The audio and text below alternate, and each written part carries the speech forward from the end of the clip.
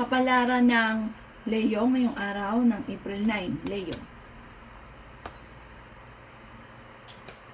Sinasabi po dito na ating tarot card Leo na tanggapin nyo daw po kung ano man yung pagganapan sa buhay ninyo sa ngayon at pag-isipan kung paano ito masusolusyonan.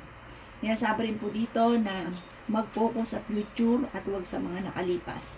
Kung kayo may karamdaman, kayo ay gagaling. Sinasabi rin po dito na malalampasan ko ano man ang mga pagsubok ninyo sa ngayon.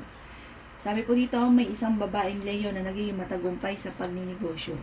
Sinasabi rin po dito na maaaring kayo daw po ay may negatibong balita na paparating na parang meron kang pinaplano na hindi ito matutupad.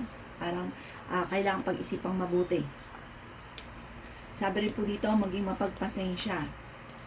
Sinasabi rin po dito na parang kakulangan sa, parang hindi na pag-isipan kung ano man daw po yung parang mga pagtatalo na nagaganap o naging problema. Huwag ka daw po makakalimot, magdasal. Sabi rin po dito, parang, ayun nga po, parang meron kayong mga pinagsisisihan na alam yung inyong pagkakamali. Sabi rin po dito, maaaring may patutunguhan naman ang pagiging masipag daw po ninyo. Parang aanihin nyo na ang inyong pong kasipagan. Maaaring kung kayo may trabaho, makakatanggap ka ng reward sa inyong pagiging masipag. Madadagdagan pa ang inyong pong kita. Bagamat meron kang pakaramdam na parang matagal ka na nagtitiis sa sitwasyon ninyo sa ngayon.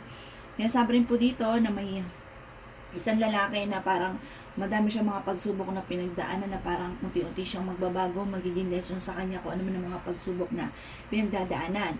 Pag-ingatan niyo daw po ang inyong pong kalusugan dahil maaari kang magkaroon ng karamdaman. Ang lucky color po ninyo ay blue at ang lucky number po ninyo ay 4.